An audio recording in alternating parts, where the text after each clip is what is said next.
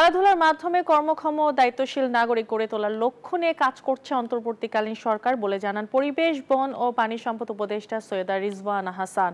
দুপুরে এম মনসুর আলী জাতীয় হ্যান্ডবল স্টেডিয়ামে ৩৬তম জাতীয় নারী হ্যান্ডবল প্রতিযোগিতা ২০২৫-এর সমাপনী ও পুরস্কার বিতরণ অনুষ্ঠানে তিনি এসব কথা বলেন।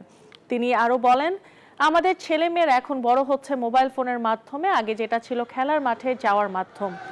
এর ফলে সামাজিক দায়িত্ববোধ গড়ে উঠছে না, একে অপরকে জানার ও বোঝার সুযোগও কমে যাচ্ছে। প্রতিযোগিতায় চ্যাম্পিয়ন হয় বাংলাদেশ আনসার অফ ভিডিপি এবং রানার্স আপ হয় বাংলাদেশ পুলিশ হ্যান্ডবল ক্লাব। খেলা শেষে বিজয়ীদের হাতে পুরস্কার তুলে দেন উপদেষ্টা। খেলাধুলাটা শুধুমাত্র আপনার ফিজিক্যাল ফিটনেসের জন্য জরুরি না, পাশের বাসার মানুষটাকে চেনার, পাড়ার মানুষটাকে চেনার, পাশের মানুষটাকে চেনার জন্য কিন্তু খুবই জরুরি। সেটা না হলে আপনার কখনো সামাজিক দায়বদ্ধতা গড়ে উঠবে না।